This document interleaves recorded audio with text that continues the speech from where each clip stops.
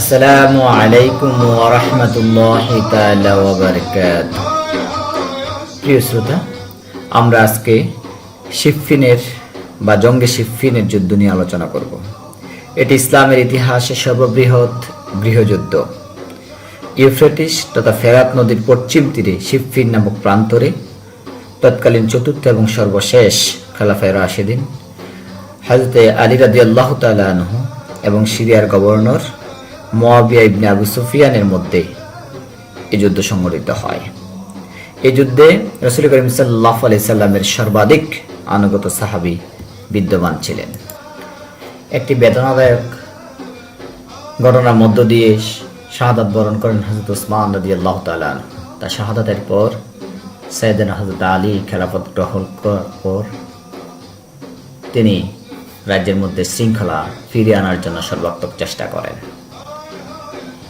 এদিকে গভর্নর মুয়াবিয়া হযরত ওসমান হত্যাকারীদের বিচারের ব্যাপারে ছিলেন অনড়। হযরত আলী রাদিয়াল্লাহু তাআলা আনহুর সাথে এ ব্যাপারে তার মতপার্থক্য দেখা দেয়।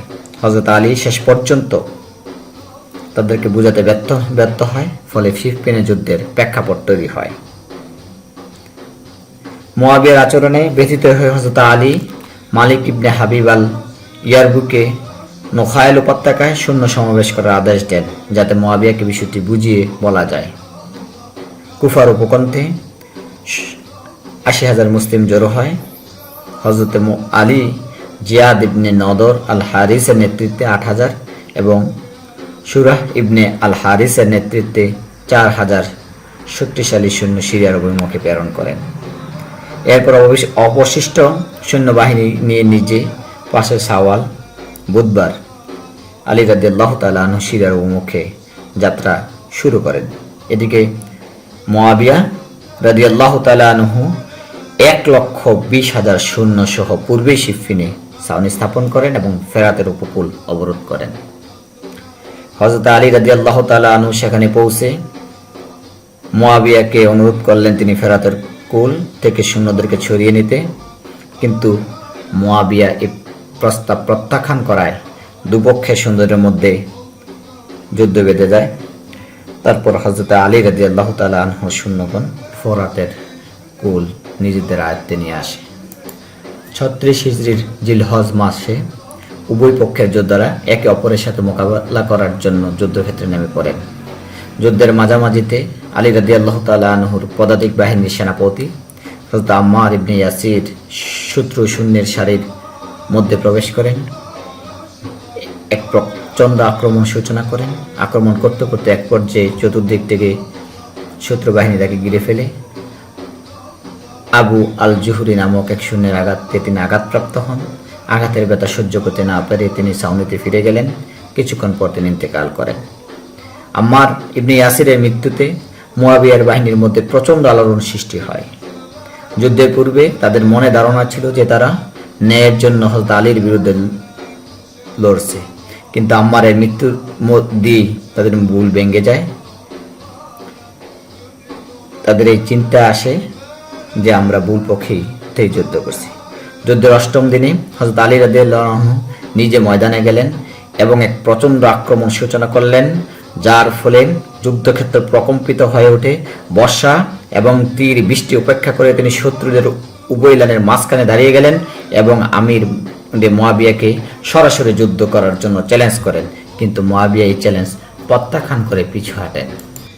যে সাহসিকতার সাথে হযরত আলী রাদিয়াল্লাহু তাআলা আনহু সিফফিনে আক্রমণ রচনা করেছিলেন তা নিঃসন্দেহে অলৌকিক। যুদ্ধের নবম দিনে রাত গড়িয়ে আসা পর্যন্ত প্রচণ্ড যুদ্ধ হয়। এই রাত ছিল অত্যন্ত ভয়ঙ্কর, যা ইতিহাসে আল হারির রাত্রি নামে খ্যাত। অস্ত্রের ঝনঝনানিতে চারদিকে প্রকম্পিত, ঘোড়ার খুরের শব্দ এবং মুয়াবিয়ার সৈন্যদের আত্মনাতে আকাশ বাতাস প্রকম্পিত হচ্ছিল। সকালবেলা দেখা গেল ৩০,০০০-এর ঊর্ধ্বে মুসলিম শাহাদাত বরণ করছে। দশম দিনে হযরত আলী রাদিয়াল্লাহু তাআলা আনহুর সৈন্যগণ একই মনোবল নিয়ে যুদ্ধক্ষেত্রে যায়। সেদিন তারা আরও উদ্দীপনা নিয়ে আরও স্বেচ্ছায় যুদ্ধ সূচনা করেন। যার ফলে মুয়াবিয়ার সৈন্যগণ দিশেহারা হয়ে পালাতে শুরু করে। অবস্থা বেগতিক দেখে চতুর আমর বিন আসের পরামর্শে হযরত মুয়াবিয়া রাদিয়াল্লাহু তাআলা আনহু বর্ষার মাথায় কোরআনের পৃষ্ঠা গেঁথে চিৎকার করতে থাকে এবং ঘোষণা করতে থাকে, উভয়ের মাঝে হক ফয়সালা করবে এই কোরআন, ওই পক্ষকে এই হকের ফয়সালা মেনে নিতে হবে।